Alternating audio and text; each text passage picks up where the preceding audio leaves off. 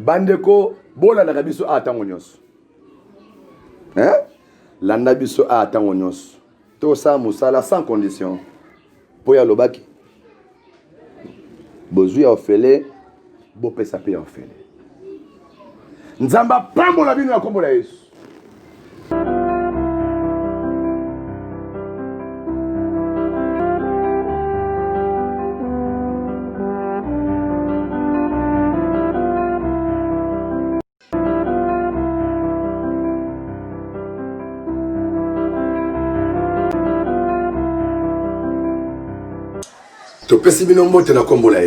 Nous vous saluons tous au nom de Jésus-Christ. Tous les enfants de Dieu, partout où vous êtes, nous vous saluons rien qu'au nom de Jésus-Christ. Laisse que Dieu vous voie et vous tous en ce moment là où vous êtes. Et nous prenons encore le temps devant Dieu par son envoi pour vous parler la parole de Dieu de la part du Seigneur. Et nous allons prier avant que nous écoutons la parole de Dieu. Dieu, nous s'humilions sous tes pieds et nous t'élevons au-dessus de cette parole. Ce qui se prêche en ce moment, Dieu. Et nous t'élevons au service qu'on fait par ta mission.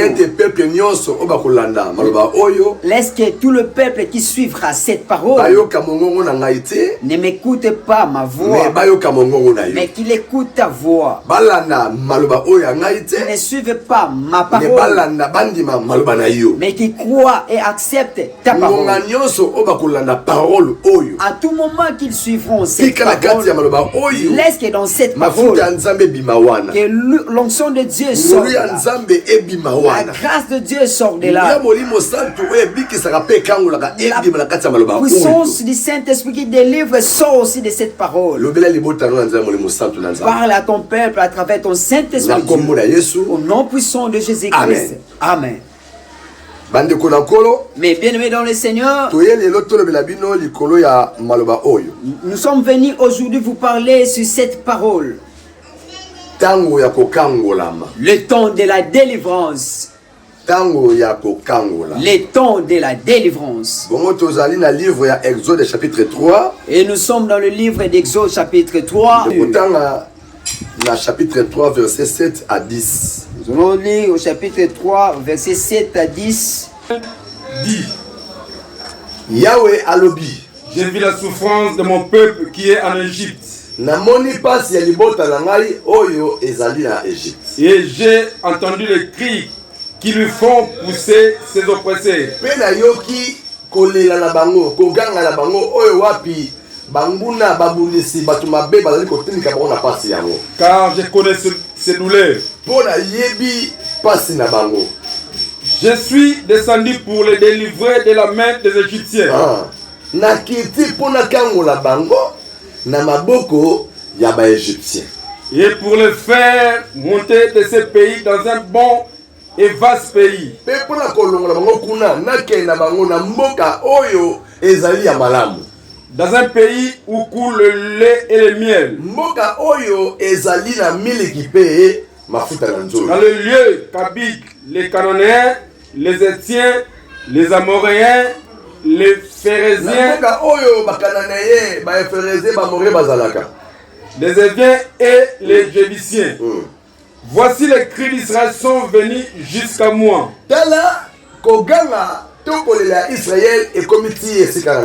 Et j'ai vu l'oppression que leur font souffrir les Égyptiens. Maintenant va, je t'enverrai auprès des pharaons. Sikoyo. Nangonga oyo kende nazotinda yo epai ya Pharaon. Et tu feras sortir d'Égypte mon peuple, les enfants d'Israël. Et okomimisa libota na ngai na Égypte, libota Israël. Merci nzambe apambola nekoshimwa litanga. Amen. Bandeko na nkolo. Mais bien-aimés dans le Seigneur, bolanda malamu moto na nzambe. suivez bien l'homme de Dieu. Cette parole va vous aider. Nous parlons sur le temps de la délivrance. Ici, nous avons lu. On nous dit ceci.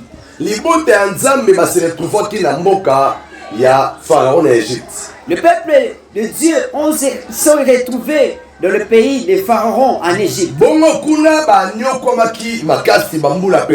Et là-bas, ils ont beaucoup souffert pendant beaucoup d'années. Pharaon a beaucoup souffert, le peuple de Dieu. Il plairait à toutes les années et à tout moment. Et comme le temps de leur délivrance n'était pas encore arrivé, et ils sont restés dans cette souffrance. Mais cela n'a pas montré que Dieu ne les connaissait pas. Suivez-moi vraiment bien. Parce que beaucoup pensent que si tu y es ou tu y as Dieu, tu n'auras pas la souffrance. Tu ne seras pas combattu. Tu ne seras pas malade. Ou tu n'auras pas des ennemis. Non. Non, c'est pas comme ça. Les Écritures nous disent l'homme de Dieu Élisée était mort par la maladie. Donc avoir Dieu, ce n'est pas dit que le combat ne viendra plus dans ta vie, non. Cela ne veut pas dire si tu es combattu, Dieu te délaisse, non. Lui nous dit, je serai avec vous tous les jours et à tout moment. Donc il est avec nous même dans le moment difficile. Le peuple d'Israël était dans la souffrance pendant beaucoup d'années. Mais c'était le peuple de Dieu. Mais comme j'avais dit ici, le temps de la délivrance n'était pas encore arrivé. Si nous revenons dans l'histoire d'Israël dans ce pays-là étranger, on nous dit là-bas ils ont habité dans ce pays pendant 14 ans. 14 ans. 14 ans. 400 ans. 14 ans. Donc 4 siècles. 4 siècles. Que le peuple de Dieu était là-bas. Mais pendant toutes ces années, ce n'était pas les années de souffrance. Parce que quand Israël était venu en Égypte, était venu aux voies ou au canal de l'homme de Dieu appelé Joseph. Lui, il a reçu le pouvoir là-bas. Il a été béni là-bas. Et il a invité son père et ses frères qui viennent. C'est par là qu'ils se sont produits là-bas pendant beaucoup d'années. Quand ce premier pharaon, parce que le pharaon ce n'est pas le nom d'une personne, c'est un titre comme on appelle président ou roi là-bas chez eux. Quand ce roi Joseph il y avait une bonne relation et une bonne connaissance avec Joseph était mort. Les rois qui étaient venus après n'avaient pas de relation avec eux. C'est par là que la souffrance a commencé. Maintenant calcule tous ces temps-là, tout le siècle de la souffrance qu'ils ont fait. Est-ce que Dieu les a abandonnés? Non, il ne laisse pas ses enfants. Il n'abandonne pas ses enfants. Le temps de la délivrance n'était pas encore arrivé pour Dieu. Parce qu'on nous dit il est le Dieu de temps et de circonstances. Alors et Dieu a vu le temps est arrivé. C'est pourquoi vous qui me suivez dans votre vie, il faut que vous sachiez que tout vient dans la vie de l'homme en suivant le temps. Ne soyez pas pressés dans la vie. Ne te précipite pas aux choses. Ne brûle pas aussi les étapes. Parce que chacun à son temps que Dieu a prévu pour qu'il soit béni. Le temps est arrivé. Dieu est venu prendre une personne. Au nom de Moïse.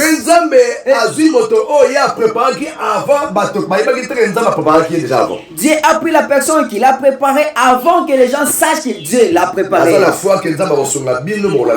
J'ai la conviction que Dieu va vous aider à bien suivre. Moïse est son nom. Moïse. Pourquoi Dieu a pris Moïse? Comme Moïse a été bien préparé en avance. Parce que Moïse a été bien préparé en avance. Était grandi dans la maison du roi.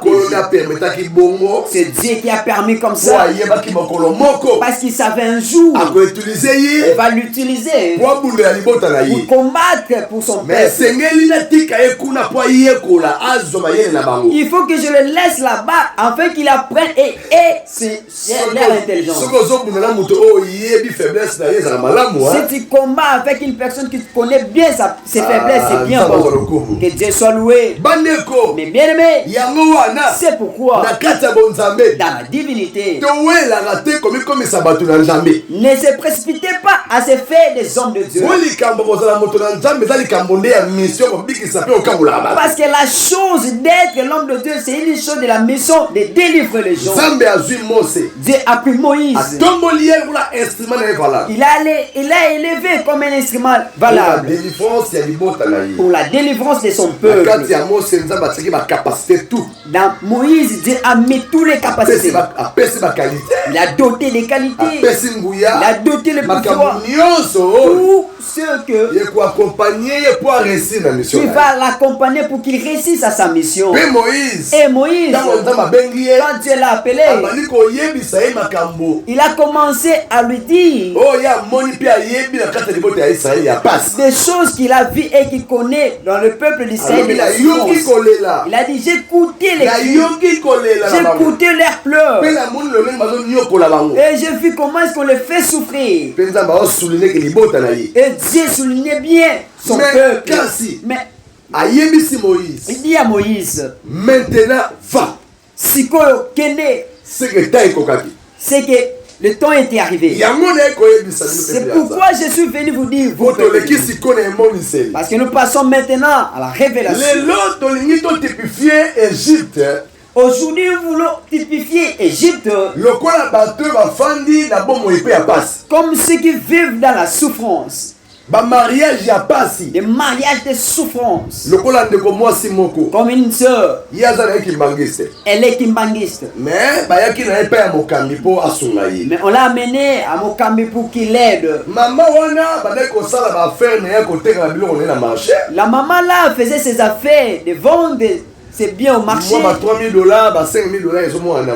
Avec des 3 000, 5 000 dollars qui se voyaient. Mais elle est venue se rencontrer avec un mari. Il était un chauffeur, ce papa-là. La maman est tombée en amour avec ce papa. Comme on dit, l'amour est toujours aveugle. Elle a suivi les sentiments d'amour. Le papa a mis un peu d'argent. Elle aussi a mis un peu d'argent. Pour qu'il fasse le mariage. Le sentiment de mariage. Et ça ne te pousse pas aux vitesses, ma soeur. Mais que tu fasses l'analyse avant que tu t'engages. Elle a suivi les sentiments qu'on la voit avec l'anneau qu'elle est mariée. Mais quand ils ont fait le mariage, les choses d'Égypte ont commencé. La maman, toutes les affaires sont tombées. Elle a commencé à souffrir. À manger était devenu difficile. Son ami qui me l'a montré, c'est elle qui l'a secouru et l'aidé dans la vie. La maman venait de la commune sans que je cite sa commune. Elle venait aussi dans ma commune sans que je la cite aussi. Parce que la divinité demande aussi l'intelligence. Maintenant, elle va quitté sa commune à peu près 5 km. Elle viendra passer le temps dans la maison de son ami. Si on prépare et ça avant qu'elle rentre, c'est par là qu'elle va transporter un petit repas avec le ponou et le poisson.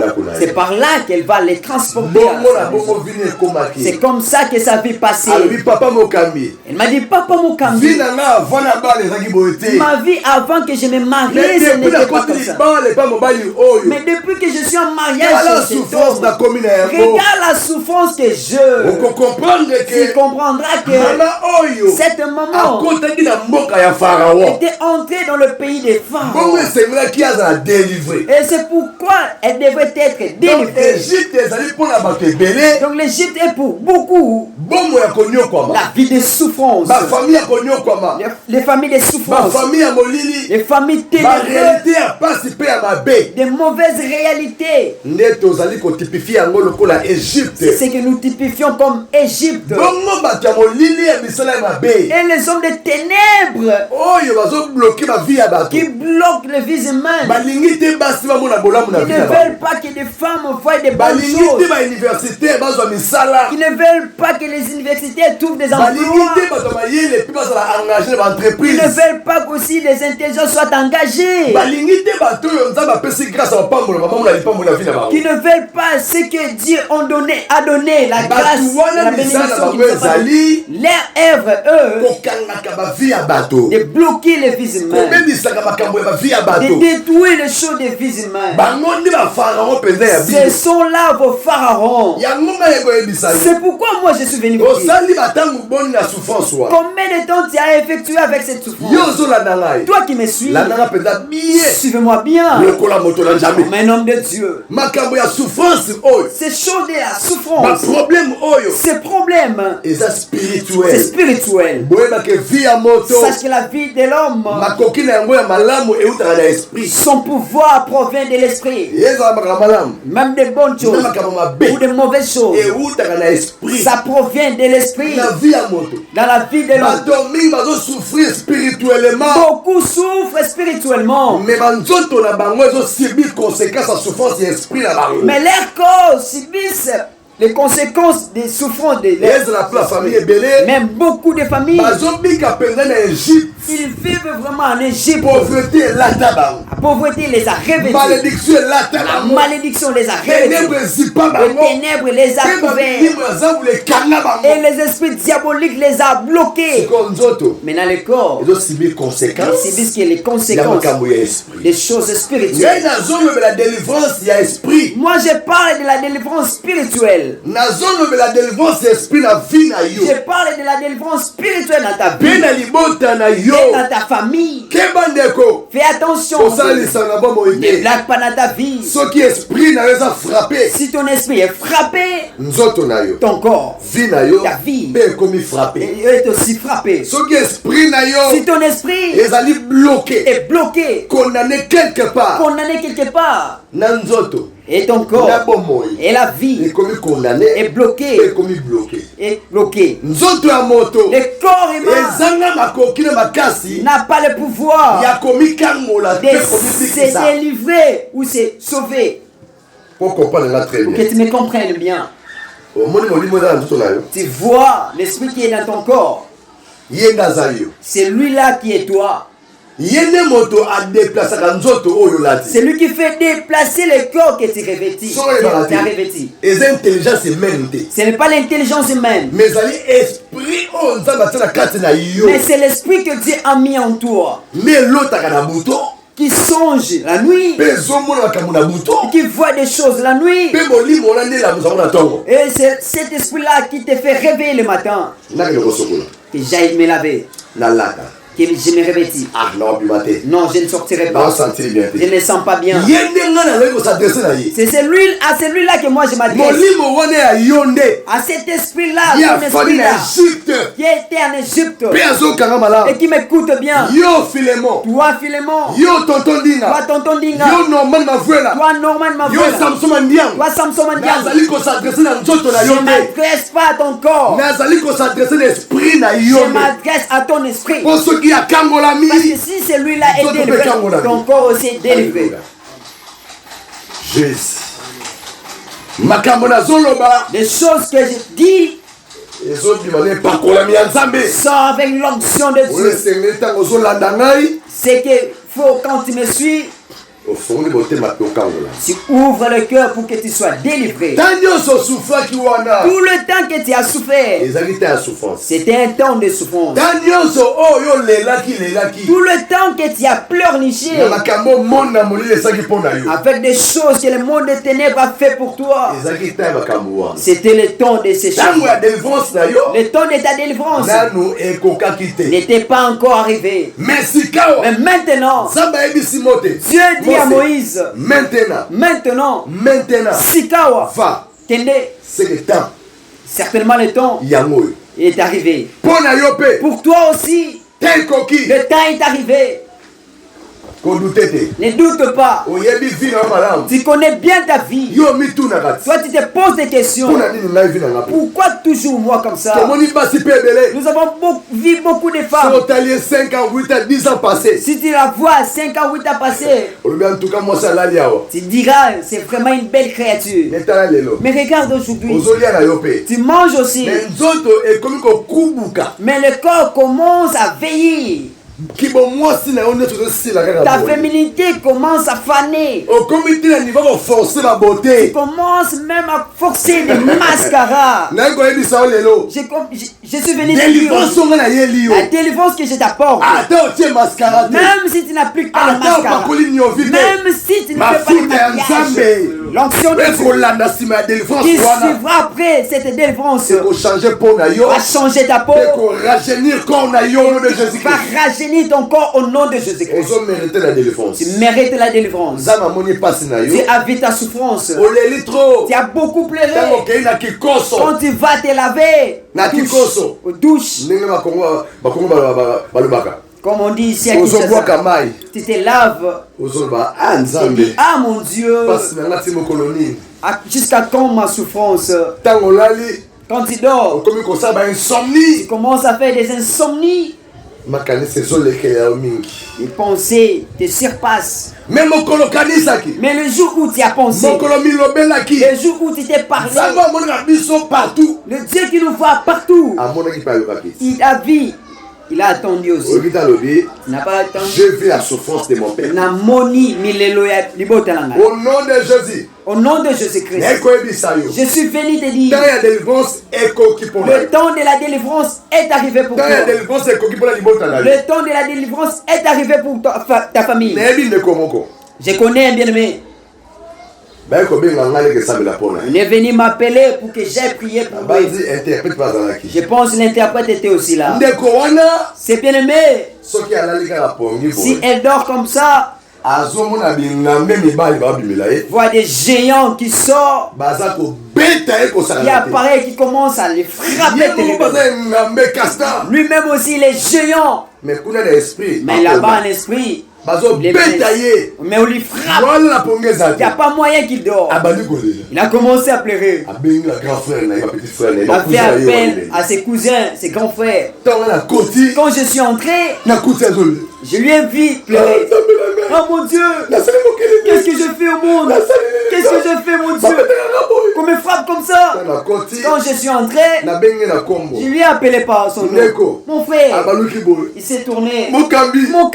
Si je dors, il me frappe terriblement. Qu'est-ce que je fais le monde? Il dit, ne crains rien. Je t'ai apporté le pouvoir de Dieu. Et ces sorciers-là connaissent et qui craignent à l'extérieur. Moi, je prie pour toi.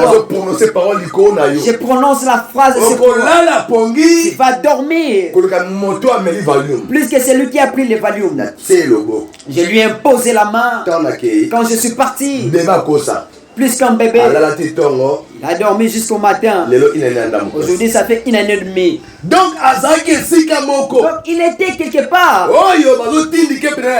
Là où on les poussait vers la mort. Mais dans le pouvoir supérieur, dans le pouvoir de Dieu qui est supérieur à celui-là qui est l'enlever au danger de la mort. Toi qui me suis, parfois c'est ton cas aussi. À travers cette parole, je vais te dire, regarde pas la distance où tu es. Même si tu es en Australie, même si tu es en Afghanistan, même si tu es à Capernaum, même si tu es en Angola, même si tu es au Congo, même si aux États-Unis, à Dieu, il n'y a pas de distance. Je te dis, le pouvoir de Dieu qui revêtit cette parole, bien que tel que tu m'écoutes, ça t'arrive. Ouvre ton cœur et je prononce la parole à travers cette parole qui revêtit la dignité, que tu sois délivré. Je te dis, mon papa, toi qui me suis, ouvre ton cœur. Je t'envoie la puissance de Dieu. Je t'envoie la puissance de Saint-Esprit au nom de Jésus-Christ. Que tu quittes en Égypte. Quitter en Égypte. Ton temps est arrivé. Et la délivrance. Ton temps est arrivé. Et quitter dans la souffrance. Dans la vie de pleurs. Que tu trouves la liberté. Maintenant les anges de Dieu te prennent, t'amènent là où il y a le lait et le miel. Ma soeur, tu es parti au mariage. Mais quand tu es parti là-bas, avec la malédiction de ta famille, tu as trouvé le papa avec sa richesse. Mais ta malédiction est venue nuire la vie de ce papa. Toi, tu ne sais pas que les écrits de Dieu nous disent tous les deux deviendront une seule chair. Quand tu quittes ta famille, tu vas au mariage, là où tu as marié, avec tes malédictions, c'est toujours toi qui la portes. C'est pourquoi je suis venu te dire, là-bas dans le mariage, là où la malédiction t'a suivi là-bas. Moi, l'homme de Dieu, je te l'ai dit, comptez les signes de la souffrance que tu as là-bas. Et compte le temps où nous sommes maintenant. Comme c'est le temps de ta délivrance. Moi je déclare la malédiction de ta famille qui t'a suivi là-bas au mariage. Te laisse. Laisse ton mari. Laisse ta maison. Laisse ton mariage. Et aille loin dans les lieux arides. Au nom de Jésus. Vivez maintenant la liberté et la délivrance. Que les affaires soient restaurées. Que ces affaires maintenant soient bénies. Que le lait et le miel entrent dans la maison. Toi qui es malade, je ne peux pas t'oublier. Tu es là au lit. Tu manges au lit. Tu ne te laves pas, on te fait que soigner. Tu restes en Égypte. Je te dis que mon Dieu te délivre avec cette maladie qui t'a tenu. Il n'y a pas moyen que tu te quitte dans ce lit maintenant. Descends dans ce lit. Quitte dans l'esclavagisme. Quitte dans l'esclavagisme des femmes. Quitte dans la souffrance des maladies. Sois délivré maintenant. Sois guérison. Et ta guérison au nom puissant de Jésus. Mon bien-aimé, je pense que tu m'as bien compris. Le temps est arrivé. Le temps est arrivé. Et quand tu me suis avec foi, ouvre ton cœur. Tu verras, Dieu va t'ouvrir beaucoup de choses demain. Parce que beaucoup, quand leur temps de la délivrance arrive, ils ont les retards de la compréhension. Tu n'as pas vu Naaman? Il a laissé le Syrie venir en Israël pour chercher la guérison. Quand il est arrivé, son humanisme l'a combattu encore. Il n'a pas compris la grâce. Qu'on résiste à la délivrance. Ne résiste pas à ton don de la délivrance. Toi, laisse-toi simplement comme une chèvre. Qu'on montre la voie qu'il va se nourrir. Ouvre ton cœur. Crois cette parole. Et que le Dieu d'Israël vous délivre au nom de Jésus-Christ. J'ai pris pour vous. Dieu. Tout celui qui nous suivra à travers son téléphone, dans leurs ordinateurs, dans leurs écrans, Dieu entre dans leur maison, entre dans leur vie. On va les enlever dans l'esclavagisme de Pharaon. Enlève-les dans l'esclavagisme d'Égypte. Comme le temps est arrivé, la délivrance de ce le Dieu vivant.